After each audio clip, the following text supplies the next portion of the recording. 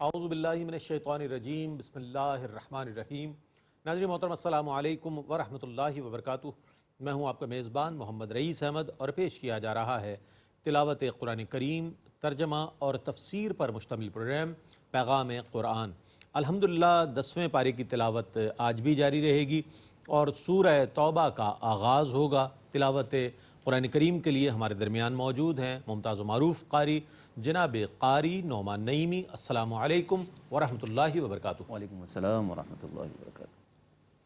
اور ناظرین محترم، ان آیات بینات کے منتخب آیات کی تفسیر کے لیے تشریف فرما ہے ممتاز و معروف عالم دین حضرت علامہ مفتی محمد عامر صاحب۔ السلام علیکم ورحمۃ اللہ وبرکاتہ۔ وعلیکم السلام ورحمۃ اللہ۔ آئیے ناظرین، قرآن کریم کی آیات بینات کی تلاوت کا آغاز فرما رہے ہیں قاری نعمان نعیمی۔ بسم اللہ۔ اعوذ باللہ من الشیطان الرجیم، بسم اللہ الرحمن الرحیم۔ براءۃ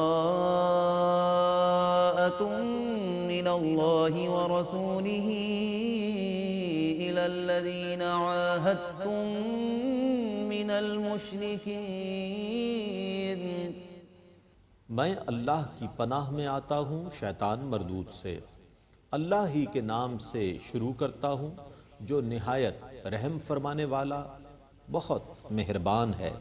اللہ اور اس کے رسول کی طرف سے ان مشرکین سے اعلان براءت یعنی بیزاری ہے جن سے تم نے معاہدہ کیا تھا۔ فسیحوا فی الارض اربعۃ اشہر واعلموا انکم غیر معجز اللہ وان اللہ مخزی الکافرین۔ سو اے مشرکو، اب تم صرف 4 ماہ آزادی سے چل پھر لو، اور یقین رکھو کہ تم اللہ کو عاجز نہیں کر سکتے، اور یہ کہ اللہ کافروں کو رسوا کرنے والا ہے۔ وَأَذَانٌ مِّنَ اللَّهِ وَرَسُولِهِ إِلَى النَّاسِ يَوْمَ الْحَجِّ الْأَكْبَرِ أَنَّ اللَّهَ بَرِيءٌ مِّنَ الْمُشْرِكِينَ وَرَسُولُهُ فَإِن تُبْتُمْ فَهُوَ خَيْرٌ لَكُمْ وَإِن تَوَلَّيْتُمْ فَاعْلَمُوا أَنَّكُمْ غَيْرُ مُعْجِزِ اللَّهِ وَبَشِّرِ الَّذِينَ كَفَرُوا بِعَذَابٍ أَلِيمٍ۔ اور سب لوگوں کو اللہ اور اس کے رسول کی طرف سے اعلان ہے کہ حج اکبر کے دن اللہ مشرکین سے بری الذمہ ہے اور اس کا رسول بھی، پس اگر تم توبہ کر لو تو وہ تمہارے لیے بہتر ہے، اور اگر تم اعراض کرتے ہو تو تم یقین رکھو کہ تم اللہ کو عاجز کرنے والے نہیں ہو، اور آپ کافروں کو دردناک عذاب کی خوشخبری دیجیے۔ إِلَّا الَّذِينَ عَاهَدتُّم مِّنَ الْمُشْرِكِينَ ثُمَّ لَمْ يَنقُصُوكُمْ شَيْئًا وَلَمْ يُظَاهِرُوا عَلَيْكُمْ أَحَدًا فَأَتِمُّوا إِلَيْهِمْ عَهْدَهُمْ إِلَى مُدَّتِهِمْ إِنَّ اللَّهَ يُحِبُّ الْمُتَّقِينَ۔ ماں سوا ان مشرکوں کے جن سے تم نے معاہدہ کیا تھا، پھر انہوں نے اس معاہدے کو پورا کرنے میں تمہارے ساتھ کوئی کمی نہیں کی اور نہ تمہارے خلاف کسی کی مدد کی، تو ان سے ان کے معاہدے کو اس کی مدت معینہ تک پورا کرو، بے شک اللہ متقین کو پسند فرماتا ہے۔ فَإِذَا انسَلَخَ الْأَشْهُرُ الْحُرُمُ فَاقْتُلُوا الْمُشْرِكِينَ حَيْثُ وَجَدتُّمُوهُمْ وَخُذُوهُمْ وَاحْصُرُوهُمْ وَاقْعُدُوا لَهُمْ كُلَّ مَرْصَدٍ فَإِن تَابُوا وَأَقَامُوا الصَّلَاةَ وَآتَوُا الزَّكَاةَ فَخَلُّوا سَبِيلَهُمْ إِنَّ اللَّهَ غَفُورٌ رَّحِيمٌ۔ پس جب حرمت والے مہینے گزر جائیں تو تم مشرکین کو جہاں پاؤ قتل کر دو، ان کو گرفتار کرو اور ان کا محاصرہ کرو، اور ان کی طاق میں ہر گھات کی جگہ بیٹھو، پس اگر وہ توبہ کر لیں اور نماز قائم کریں اور زکوٰۃ ادا کریں تو ان کا راستہ چھوڑ دو، بے شک اللہ بہت بخشنے والا بے حد رحم فرمانے والا ہے۔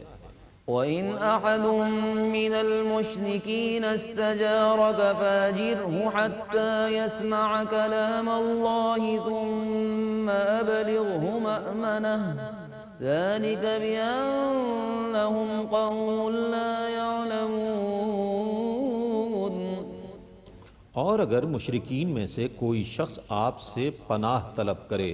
تو آپ اسے پناہ دے دیجئے حتیٰ کہ وہ اللہ کا کلام سنے، پھر آپ اسے اس کے امن کی جگہ پہنچا دیجئے۔ یہ حکم اس لیے ہے کہ وہ لوگ علم نہیں رکھتے۔ كيف يكون للمشركين عهد عند الله وعند رسوله إلا الذين عاهدتم عند المسجد الحرام فما استقاموا لكم فاستقيموا لهم إن الله يحب المتقين۔ اللہ اور اس کے رسول کے نزدیک ان مشرکین کے ساتھ کیوں کر کوئی عہد ہو سکتا ہے ماں سوا ان لوگوں کے جن سے تم نے مسجد حرام کے پاس معاہدہ کیا، تو جب تک وہ اپنے عہد پر قائم رہیں تم بھی ان سے کیے ہوئے عہد کے پابند رہو، بے شک اللہ متقین کو پسند فرماتا ہے۔ كيف وإن يظهروا عليكم لا يرقبوا فيكم إلا ولا ذمة يرضونكم بأفواههم وتأبى قلوبهم وأكثرهم فاسقون۔ ان کے عہد کا کیسے اعتبار ہو سکتا ہے جبکہ ان کا حال یہ ہے کہ جب وہ تم پر غالب ہوں تو وہ نہ تمہاری رشتہ داری کا لحاظ کریں گے اور نہ تم سے کیے ہوئے عہد کا پاس کریں گے، وہ تمہیں صرف اپنی زبانی باتوں سے خوش کرتے ہیں اور ان کے دل اس کے خلاف ہیں اور ان میں سے اکثر لوگ فاسق ہیں۔ اشتروا بآيات الله ثمنا قليلا فصدوا عن سبيله إنهم ساء ما كانوا يعملون۔ انہوں نے تھوڑی قیمت کے عوض اللہ کی آیتوں کو فروخت کر دیا،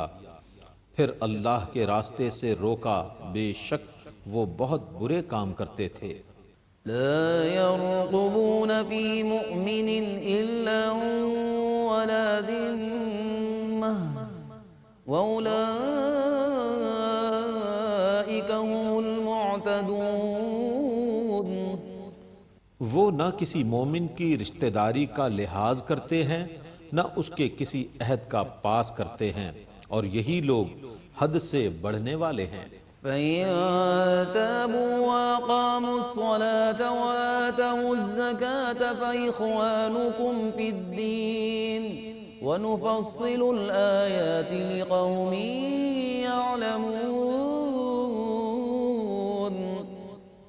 پس اگر وہ توبہ کریں اور نماز قائم کریں اور زکوٰۃ ادا کریں تو وہ تمہارے دینی بھائی ہیں، اور ہم صاحبان علم کے لیے تفصیل سے آیات بیان کرتے ہیں۔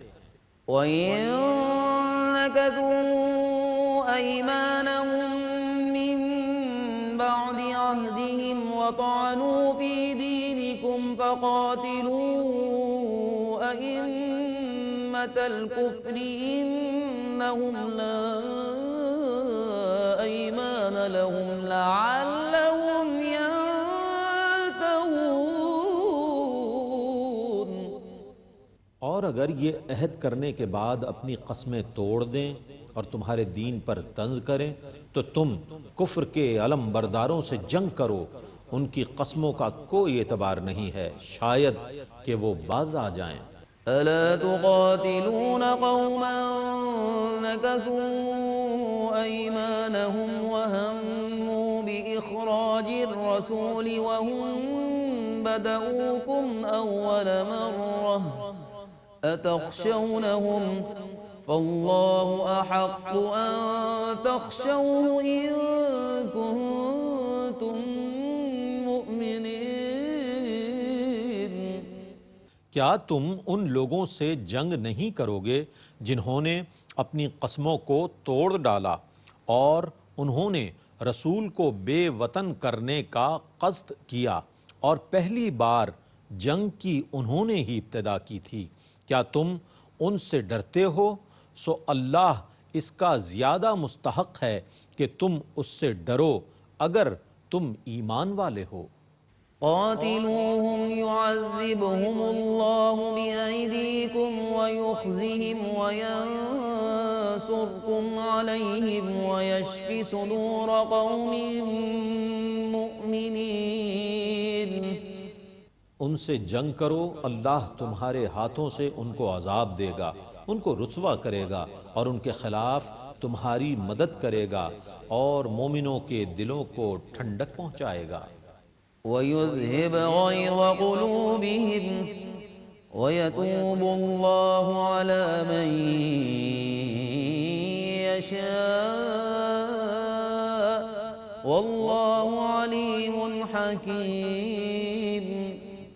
اور ان کے دلوں کے غیظ کو دور فرمائے گا اور اللہ جس کی چاہے گا توبہ قبول فرمائے گا، اور اللہ بہت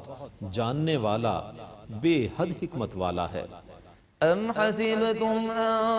تُتْرَكُوا وَلَمَّا يَعْلَمِ اللَّهُ الَّذِينَ جَاهَدُوا مِنكُمْ وَلَمْ يَتَّخِذُوا مِن دُونِ اللَّهِ وَلَا رَسُولِهِ وَلَا الْمُؤْمِنِينَ وَلِيجَةً وَاللَّهُ خَبِيرٌ بِمَا تَعْمَلُونَ. اے مسلمانوں، کیا تمہارا گمان یہ ہے کہ تم ایسے ہی چھوڑ دیے جاؤ گے؟ حالانکہ اللہ نے ابھی تک تم میں سے ان لوگوں کو متمیز نہیں فرمایا جنہوں نے کامل طریقے سے جہاد کیا ہو اور انہوں نے اللہ اور اس کے رسول اور مومنوں کے سوا کسی کو اپنا محرم راز نہ بنایا ہو، اور اللہ تمہارے سب کاموں کی خوب خبر رکھتا ہے۔ ما كان للمشركين أن يعمروا مساجد الله شاهدين على أنفسهم بالكفر أولئك حبطت أعمالهم وفي النار هم خالدون. مشرکین کے لیے یہ جائز نہیں کہ وہ اللہ کی مساجد تعمیر کریں، درآں حال یہ کہ وہ خود اپنے خلاف کفر کی گواہی دینے والے ہوں، ان کے اعمال ضائع ہو گئے اور وہ دوزخ میں ہمیشہ رہنے والے ہیں۔ انما يعمر مساجد الله من آمن بالله واليوم الآخر وأقام الصلاة وآتى الزكاة ولم يخش إلا الله فعسى أولئك أن يكونوا من المهتدين. اللہ کی مساجد صرف وہی لوگ تعمیر کر سکتے ہیں جو اللہ اور روز آخرت پر ایمان لائے اور انہوں نے نماز قائم کی اور زکوٰۃ ادا کی، اور اللہ کے سوا وہ کسی سے نہیں ڈرے، اور ان قریب یہی لوگ ہدایت یافتہ لوگوں میں سے ہوں گے۔ أجعلتم سقاية الحاج وعمارة المسجد الحرام كمن آمن بالله واليوم الآخر وجاهد في سبيل الله لا يستوون عند الله والله لا يهدي القوم الظالمين. کیا تم نے حجاج کے پانی پلانے کو اور مسجد حرام کے آباد کرنے کو اس شخص کی نیکیوں کی مثل کر دیا جو اللہ اور روز قیامت پر ایمان لایا اور اس نے اللہ کی راہ میں جہاد کیا؟ اللہ کے نزدیک یہ برابر نہیں ہوں گے، اور اللہ ظلم کرنے والے لوگوں کو ہدایت نہیں دیتا۔ الذين آمنوا وهاجروا وجاهدوا في سبيل الله بأموالهم أعظم درجة عند الله وأولئك هم الفائزون۔ جو لوگ ایمان لائے اور انہوں نے ہجرت کی اور اللہ کی راہ میں اپنی جانوں اور اپنے مالوں کے ساتھ جہاد کیا، اللہ کے نزدیک ان کا بہت بڑا درجہ ہے اور وہی لوگ کامیاب ہونے والے ہیں۔ يبشرهم ربهم برحمة منه ورضوان وجنات لهم فيها نعيم مقيم۔ ان کا رب ان کو اپنی رحمت اور رضا کی خوشخبری دیتا ہے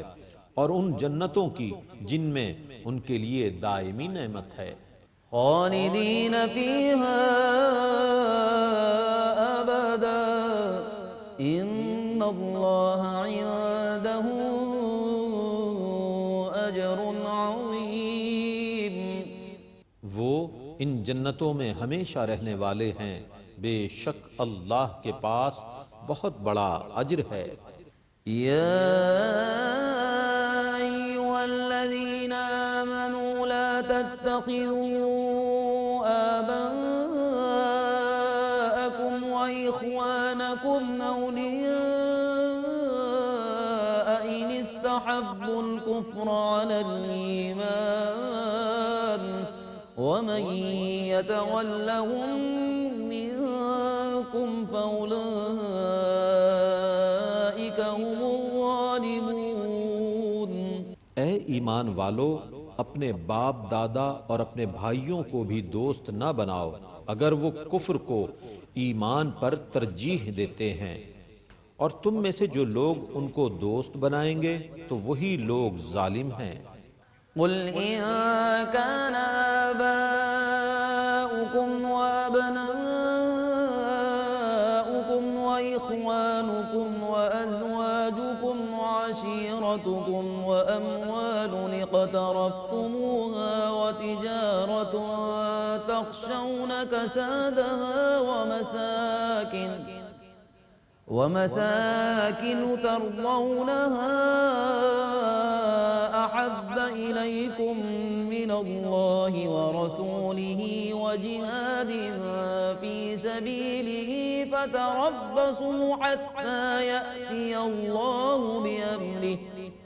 والله لا يهدي القوم الفاسقين۔ اے رسول مکرم، آپ کہیے کہ اگر تمہارے باپ دادا اور تمہارے بیٹے اور تمہارے بھائی اور تمہاری بیویاں اور تمہارے رشتہ دار اور تمہارے کمائے ہوئے مال اور تمہاری تجارت جس کے گھاٹے کا تمہیں خطرہ ہے اور تمہارے پسندیدہ مکان تمہیں اللہ اور اس کے رسول اور اس کی راہ میں جہاد کرنے سے زیادہ محبوب ہوں تو تم انتظار کرو حتیٰ کہ اللہ اپنا حکم لے آئے، اور اللہ نافرمان لوگوں کو ہدایت نہیں دیتا۔ لقد نصركم الله في مواطن كثيرة ويوم حنين إذ أعجبتكم كثرتكم فلم تغن عنكم شيئا وضاقت عليكم الأرض بما رحبت ثم وليتم مدبرين۔ بے شک اللہ نے بکثرت مواقع پر تمہاری مدد فرمائی، اور غزوہ حنین کے دن بھی جب تمہاری کثرت نے تمہیں گھمنڈ میں مبتلا کر دیا تھا، حالانکہ اس کثرت نے تم سے کسی چیز کو دور نہیں کیا، اور زمین اپنی وسعت کے باوجود تم پر تنگ ہو گئی، پھر تم پیٹھ پھیرتے ہوئے لوٹے۔ ثم أنزل الله سكينته على رسوله وعلى المؤمنين وأنزل جنودا لم تروها وعذب الذين كفروا وذلك جزاء الكافرين۔ پھر اللہ نے اپنے رسول پر طمانیت قلب نازل فرمائی اور ایمان والوں پر بھی، اور اس نے ایسے لشکر اتارے جن کو تم نے نہیں دیکھا اور کافروں کو عذاب دیا اور کافروں کی یہی سزا ہے۔ ثم يتوب الله من بعد ذلك على من يشاء والله غفور رحيم۔ پھر اس کے بعد اللہ جس کی چاہے گا توبہ قبول فرمائے گا، اور اللہ بہت بخشنے والا بے حد مہربان ہے۔ يا أيها الذين آمنوا إنما المشركون نجس فلا يقربوا المسجد الحرام بعد عامهم هذا وإن خفتم عيلة فسوف يغنيكم الله من فضله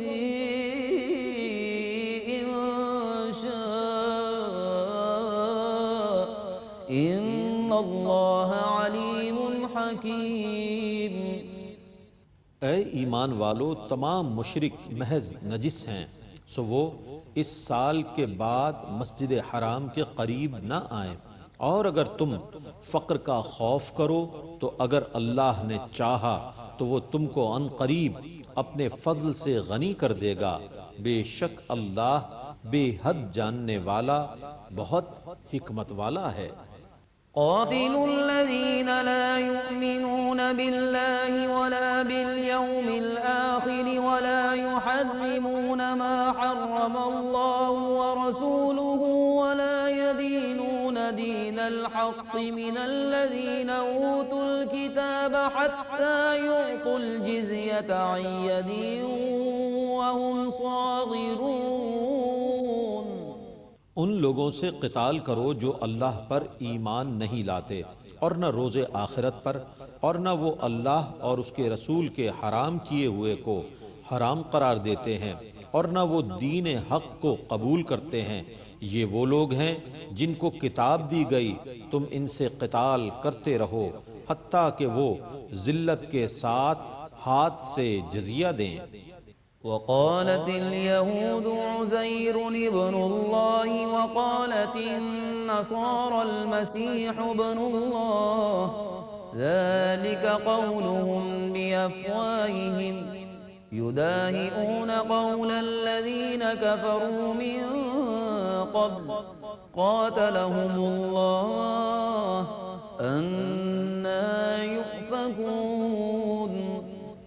اور یہودیوں نے کہا کہ عزیر اللہ کا بیٹا ہے،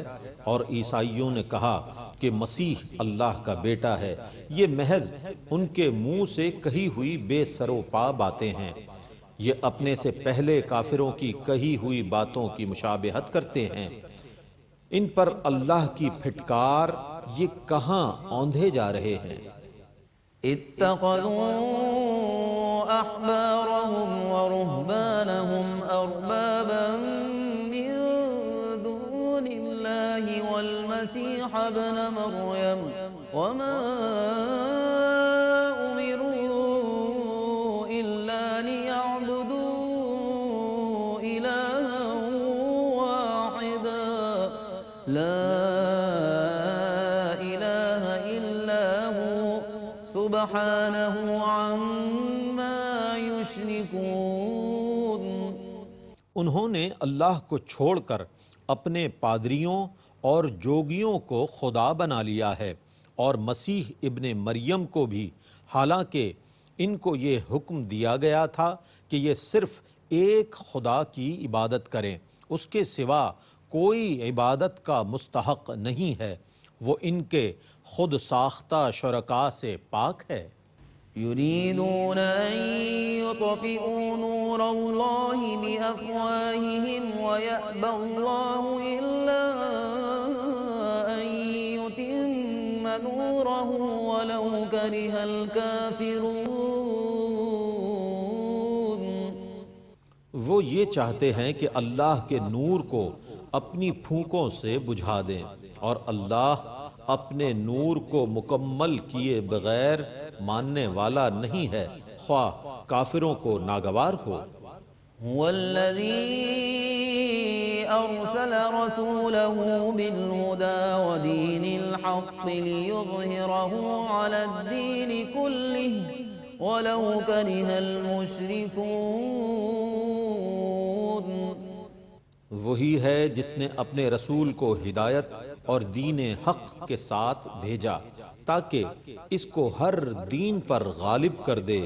خواہ مشرکین کو ناگوار ہو۔ تلاوت قرآن کریم اور ترجمہ آپ نے ملاحظہ فرمایا۔ اللہ تعالیٰ سے دعا ہے کہ اللہ تعالیٰ قرآن کریم کا پڑھنا سننا اپنی بارگاہ میں قبول فرمائے۔ آئیے اب ان آیات کو سمجھنے کے لیے، ان کی تفہیم کے لیے اور منتخب آیات کی تفسیر کے لیے میں ملتمس ہوں حضرت علامہ مفتی محمد عامر صاحب سے کہ ان آیات بینات کی تفسیر فرمائیں۔ بسم اللہ۔ اعوذ باللہ من الشیطان الرجیم۔ براۃ من اللہ ورسولہ الی الذین عاہدتم من المشرکین۔ سورہ برات کا آغاز ہوتا ہے اور آپ جانتے ہیں کہ حضور نبی کریم صلی اللہ علیہ وآلہ وسلم نے سورہ برات یعنی سورہ توبہ سے پہلے نہ بسم اللہ پڑھی نہ لکھوائی، اسی لیے قرآن پاک کے اندر بھی سورہ توبہ سے قبل بسم اللہ نہیں لکھی جاتی، اور عموماً اس کو متصلاً پڑھتے ہوئے جب آتے ہیں تو بسم اللہ پڑھا بھی نہیں جاتا ہے۔ اس کی ویسے تو بہت ساری وجوہات ذکر کی گئی ہیں، لیکن سب سے مضبوط وجہ جو امام رازی رحمۃ اللہ علیہ نے فرمائی کہ چونکہ نبی کریم علیہ السلام نے ایسا نہیں کیا تھا، اس لیے جو ہے وہ قرآن پاک میں نہیں لکھا جاتا۔ بعض لوگوں نے اس کے مضامین کے پیش نظر کہ بسم اللہ میں رحمت کا ذکر ہے اور اس صورت کا آغاز جو ہے وہ چونکہ کافروں سے بیزاری سے ہو رہا ہے، اس میں قتال کا حکم دیا جا رہا ہے، تو اس وجہ سے مضمون کی مناسبت سے بھی بعض لوگوں نے بسم اللہ نہ لکھنے اور پڑھنے کی وجوہات کو تطبیق دی ہے، لیکن سب سے مضبوط وجہ وہی ہے جو امام رازی رحمۃ اللہ علیہ نے فرمائی ہے۔ اس صورت کے آغاز میں اللہ رب العزت نے فرمایا، ایک بیزاری کا اعلان فرمایا کہ اللہ اور اس کا رسول بیزار ہیں اور براءت چاہتے ہیں اس عہد سے جو کافروں سے اور مشرکین سے کیا گیا تھا۔ یہ ایک معاہدہ تھا جو حدیبیہ میں کیا گیا تھا، 10 سالہ معاہدہ تھا کہ امن سے رہیں گے اور لڑیں گے نہیں۔ تو آج یعنی یہ جب صورت نازل ہو رہی تھی سن 9 ہجری کے اندر، تو اس وقت اس معاہدے کو توڑا جا رہا ہے قبل از وقت، اور اس کی وجوہات بھی آگے ذکر ہوں گی۔ آگے اللہ رب العزت نے اس معاہدے کو توڑنے کے ساتھ ساتھ یہ بھی فرمایا، فَسِیحُوا فِی الْأَرْضِ أَرْبَعَةَ أَشْهُرٍ وَاعْلَمُوا أَنَّکُمْ غَیْرُ مُعْجِزِ اللَّهِ وَأَنَّ اللَّهَ مُخْزِی الْکَافِرِینَ۔ اب تم 4 مہینے تک جو ہے وہ زمین میں گھومو چلو پھرو، یعنی سرزمین مکہ کے اندر، اس کے بعد تم نہ اللہ کو تھکا سکو گے اور نہ ہی جو ہے وہ تم اللہ کے عذاب اور پکڑ سے بچ سکو گے۔ یہ یہاں پر براءت کا اس صورت کی ابتدا میں باقاعدہ اعلان کیا گیا۔ 9 ہجری میں یہ صورت جو ہے وہ نازل ہوتی ہے۔ حضرت ابوبکر صدیق رضی اللہ تعالی عنہ حج کے لیے تشریف لے جا چکے تھے، نبی کریم علیہ السلام کو بھی حج کے لیے جانا تھا، فتح مکہ بھی ہو چکی تھی، لیکن حضور نبی کریم علیہ السلام حج کے لیے تشریف نہ لے گئے، اور حج کے لیے تشریف نہ لے جانے کی وجہ یہ تھی کہ آپ جانتے تھے کہ وہاں پہ وہ کبھی قدیم طرز جو ہوگا کفار مکہ و مشرکین مکہ کا، وہ طواف کر رہے ہوں گے ننگے ہو کر، وہ اپنے بتوں کو بھی پکار رہے ہوں گے۔ تو حضور علیہ السلام نے حضرت ابوبکر صدیق رضی اللہ تعالیٰ عنہ کو یہ پیغام دے کر بھیجا تھا کہ آپ اس سال حج کے لیے جائیں اور منع کر دیں سب کو کہ آئندہ سال جو ہے وہ ننگے طواف نہیں ہوگا، آئندہ سال جو ہے وہ مشرکین طواف نہیں کریں گے، یہ آپ جا کے اعلان کر دیں۔ اس کے بعد جب یہ آیت نازل ہوئی تو اللہ رب العزت نے جب یہ آیت نازل ہوئی تو نبی کریم علیہ السلام نے اس اعلان کے لیے حضرت علی کو دوبارہ پیچھے دوڑایا کہ یہ جو اللہ رب العزت نے جس طرح فرمایا ہے اس چیز کو بھی وہاں پر حج کے دوران جو ہے وہ اناؤنس کر دیا جائے۔ یعنی اللہ رب العزت نے کفار مکہ اور مشرکین مکہ سے بیزاری کا اعلان کر دیا تھا، تو پھر یہ اعلان اس طریقے سے وہاں پر منا میں کیا گیا، ان اللہ بریء من المشرکین ورسولہ فإن تبتم فہو خیر لکم وإن تولیتم فاعلموا انکم غیر معجز اللہ، کہ اللہ اور اس کا رسول مشرکین سے بیزار ہیں۔ یعنی جہاں پر یہ اعلان کیا جا رہا ہے کہ مشرکین جو ہے وہ ان کے طریقے پہ حج نہیں کیا جائے گا، جہاں یہ اعلان کیا جا رہا ہے کہ ننگے طواف نہیں ہوگا، وہیں پر یہ بھی اعلان کر دیا گیا کہ آئندہ سال کوئی مشرک طواف یا حج نہیں کرے گا۔ دوسری بات یہ کہ وہ عہد جو کیا گیا تھا حدیبیہ میں، اس کو بھی توڑا جا رہا ہے، اور اس توڑنے کی وجہ یہ بتائی گئی کہ چونکہ حدیبیہ میں جب یہ عہد کیا گیا تھا یعنی جنگ بندی کا کہ اب مسلمان اور مشرکین نہیں لڑیں گے، مشرکین نے اس لیے جنگ بندی کے اوپر رضامندی ظاہر کی تھی کہ احد اور بدر میں جو ایک شکست فاحشہ دیکھی تھی انہوں نے، مسلمانوں کی قوت اور طاقت کو جو دیکھا تھا، اس کے بدلے جو نقصان دیکھا تھا، تو انہوں نے ایک سازش رچی کہ ہم صلح کرتے ہیں اور پھر اس صلح کے دامن میں ہم مسلمانوں کو کمزور کریں گے اور ان کے خلاف جو ہے وہ کوئی نہ کوئی جو ہے وہ جال بنتے رہیں گے۔ لیکن ہوا یہ کہ صلح کے بعد اسلام جس تیزی سے پھیلا، جس تیزی سے بڑھتا چلا گیا، کیونکہ امن کی حالت میں اسلام کو سمجھنا، اسلام کی احکامات کو سمجھنا، اور پھر اس امن کے زمانے میں تو جہالت اسلامی تعلیمات اور احکام کے آگے بالکل یوں پس کے رہ گئی، دب کے رہ گئی، جس طرح اندھیرا جو ہے وہ روشنی کے آگے بالکل مٹ جاتا ہے، بالکل اسی طرح اسلامی تعلیمات کے آگے جہالت جو ہے وہ دبنا شروع ہو گئی۔ جب جہالت کو اس طرح دبتے ہوئے کفار نے دیکھا تو ان سے برداشت نہ ہوا، انہوں نے کوشش تو یہ کی کہ کسی طرح ہم ایک آخری فیصلہ کن مارکا کھیلیں اور مسلمانوں کو شکست دے دیں اور اپنی پوری عرب کی طاقت کو ایک جگہ جمع کر لیں۔ لیکن جب انہوں نے ایسا سوچا ہی تھا، حضور نبی کریم علیہ السلام نے انہیں سنبھلنے کا موقع نہ دیا اور آپ 10,000 کا لشکر لے کے آپ نے مکے کو فتح کر لیا اور مکے میں سارے انتظامات آپ نے اپنے کنٹرول میں کر لیے اور عسکری سطح پہ غلبہ مسلمانوں کا ہو چکا تھا۔ یہ الگ بات ہے کہ اس وقت بھی مشرکین موجود تھے، اس وقت بھی کفار موجود تھے، ان کی افراد بھی موجود تھے، ان کی تعداد بھی موجود تھی، لیکن انتظام پورا مسلمانوں کے پاس آ چکا تھا، مکہ فتح ہو چکا تھا۔ اب اس انداز میں مکے کے اندر تو کوئی سازش نہیں ہو سکتی تھی، اس لیے انہوں نے ایک اور کوشش کی کہ کسی طرح ہم طائف یا حنین میں مسلمانوں کے خلاف کوئی جال بنتے ہیں۔ چنانچہ پہلے طائف میں، اس کے بعد حنین میں ایک جال بنا گیا جس میں کفر نے اپنی ساری طاقتیں جھونک دی تھی اور کوشش یہ کی تھی کہ مسلمان کو کسی طریقے سے نقصان دے۔ خاص طور پہ وہ قبائل اس کے اندر پیش تھے جنہوں نے حدیبیہ کے معاہدے کی عہد شکنی کی تھی، یعنی انہوں نے معاہدے کے بعد بھی بنو خزامہ کے لوگوں کو مارا، بعض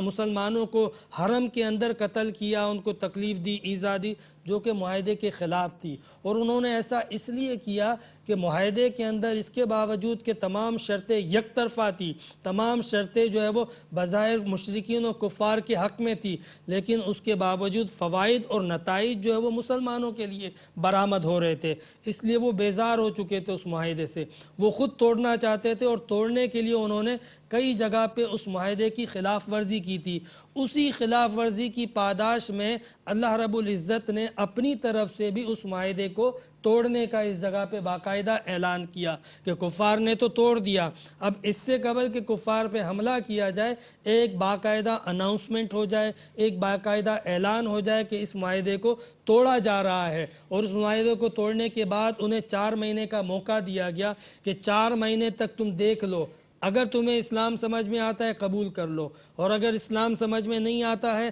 تو تم اپنے لیے کوئی معقول ٹھکانہ ڈھونڈ کے یہاں سے چلے جاؤ، اور اگر یہ بھی نہیں کرنا چاہتے ہو تو پھر لڑنے کے لیے تیار ہو جاؤ۔ تو یہ جو 4 مہینے کی مہلت دی گئی تھی اس کا ذکر کیا۔ اس کے بعد پھر اللہ رب العزت نے فرمایا کہ فَإِن تُبْتُمْ فَهُوَ خَيْرٌ لَكُمْ، اگر اس 4 مہینے کے اندر تم توبہ کر لو تو تمہارے لیے بہت اچھا ہے۔ وَإِن تَوَلَّيْتُمْ فَاعْلَمُوا أَنَّكُمْ غَيْرُ مُعْجِزِ اللَّهِ، اور اگر تم اعراض کرو گے، مسلمانوں سے ٹکراؤ گے تو تم مسلمانوں کو اور اللہ کو شکست یا تھکا نہیں سکتے ہو۔ یہ جو حنین تھا یہ آپ کے سامنے ہے، یہ مثال سامنے ہے کہ کفر نے اپنی ساری طاقتیں اس میں جھونک دی تھی کہ کسی طرح مسلمانوں کو شکست دے، اور یہ سمجھ لو کہ عرب کے اندر کفر کی عسکری طاقت پر آخری کیل تھی اس کے تابوت پر، یعنی مسلمانوں نے وہاں پہ بھرپور حنین کے اندر شکست دے دی تھی۔ تو اللہ رب العزت انہیں سمجھا رہا ہے، انہیں بتا رہا ہے کہ تم اللہ کو نہیں تھکا سکتے ہو۔ وَبَشِّرِ الَّذِينَ كَفَرُوا بِعَذَابٍ أَلِيمٍ، آپ کافروں کو عذاب علیم کی خبر سنا دے۔ إِلَّا الَّذِينَ عَاهَدتُّم مِّنَ الْمُشْرِكِينَ ثُمَّ لَمْ يَنْقُصُوكُمْ شَيْئًا وَلَمْ يُظَاهِرُوا عَلَيْكُمْ، لیکن اس معاہدے کا ذکر کرنے کے بعد جو مستثنا تھے قرآن پاک میں یہاں پر ان لوگوں کا ذکر کیا گیا ہے کہ وہ کفار، وہ قبائل کے جنہوں نے عہد چکنی کی تھی، حوازن تھے، بنو ثقیف تھے، بنو نضر تھے، ان سب سے، اور مشرکین مکہ تھے، ان سب سے تو یہ معاہدہ ختم جو حدیبیہ میں 10 سال کا کیا تھا اس کو ختم ہونا تھا 16 ہجری میں، لیکن 9 ہجری میں اس کو ختم کیا جا رہا ہے۔ البتہ قرآن پاک میں یہ بات کہی گئی کہ جن لوگوں نے معاہدے کی عہد شکنی نہیں کی تھی، خلاف ورزی نہیں کی تھی، اللہ تعالیٰ نے فرمایا کہ ان لوگوں کے ساتھ اس معاہدے کو نہ توڑا جائے۔ یہ بنو حمزہ اور بنو کنانہ کے لوگ تھے کہ جنہوں نے اس معاہدے کو برقرار رکھا تھا، کوئی اس کی خلاف ورزی نہیں کی تھی۔ تو اللہ رب العزت نے فرمایا فَأَتِمُّوا إِلَيْهِمْ عہدہم الی مدتہم، کہ آپ ان کے عہد کو، اس معاہدے کو ان کی مدت تک پورا کریں۔ ان اللہ یحب المتقین، کہ اللہ تعالیٰ متقین کو پسند کرتا ہے، یعنی تقویٰ یہ ہے کہ جو زبان ہوئی ہے، جو بات ہوئی ہے، اس کو پورا کیا جائے، اور جن لوگوں نے عہد شکنی کی ہے ان سے معاہدہ نہ برقرار رکھا جائے، تقویٰ یہ ہے۔ تو اللہ رب العزت نے فرمایا فَإِذَا انسَلَخَ الْأَشْهُرُ الْحُرُمُ، فَإِذَا انسَلَخَ الْأَشْهُرُ الْحُرُمُ، جب وہ 4 مہینے جو ان کو دیے گئے تھے، ایک مخصوص مدت دی گئی تھی کہ اس میں غور و فکر کر لیں، جب یہ 4 مہینے گزر جائیں تو اللہ رب العزت نے فرمایا فَاقْتُلُوا الْمُشْرِكِينَ حَيْثُ وَجَدْتُمُوهُمْ، کہ تم پھر مشرکین کو اس 4 مہینے کی مہلت کے بعد سرزمین عرب کے اندر اس عہد شکنی کی پاداش میں جہاں ملتے ہیں انہیں قتل کر دو۔ اب یہ دیکھو قرآن پاک کی جو یہ آیت تھی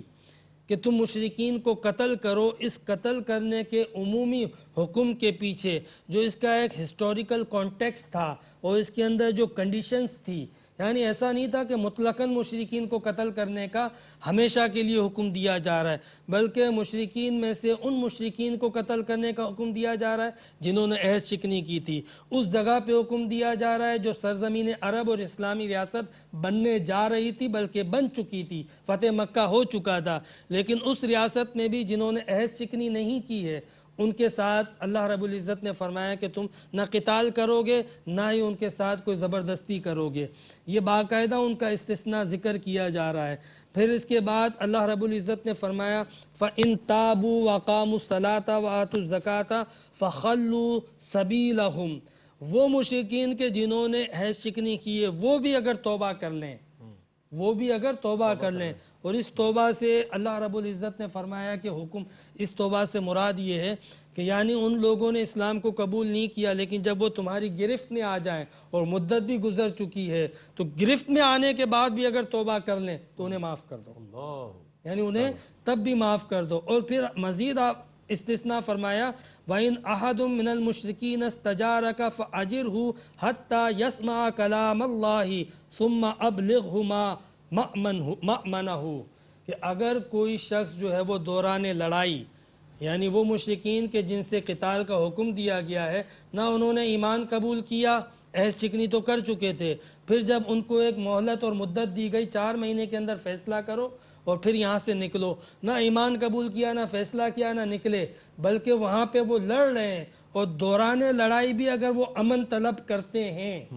کہ ہمیں تھوڑا سا اور موقع دے دیا جائے کہ ہم اللہ کے کلام کو سنیں، حتیٰ یسمع کلام اللہ، ہم دین اسلام کو سمجھیں، ممکن ہے کہ بعض لوگ جو ہے وہ اب تک نہ سمجھ سکے ہوں، تو سمجھنے کی غرض سے وہ موقع مانگتے ہیں، مہلت مانگتے ہیں، تو انہیں مہلت دی جائے گی، اور اگر اس مہلت کے اندر وہ مان جاتے ہیں تو ٹھیک ہے، نہیں مانتے ہیں تو حکم ہوا کہ ان کو دار امن میں پہنچا دیا جائے، یعنی اس جگہ پہ جہاں پہ یہ محفوظ ہوں، پھر اگر آئیں تو ان کو قتل کیا جائے گا۔ اب آپ اس کانٹیکس میں اسلام کو، اسلامی تعلیمات کو، قتال کے احکام کو بخوبی سکتے ہیں کہ جب ایک حکم قتال دیا جاتا ہے تو اس حکم قتال کے پیچھے ایک اس کا ہسٹوریکل بیک گراؤنڈ ہوتا ہے، پھر اس کے یونیورسل ریفرنس کے لیے، کانٹیکس کے لیے ان تمام کنڈیشنز کو اپلائی کرنا پڑتا ہے جو اطراف میں موجود ہوتی ہیں۔ بدقسمتی سے قرآن کے ایک حکم کو لیا جاتا ہے، اس کے سیاق و سباق سے ہٹایا جاتا ہے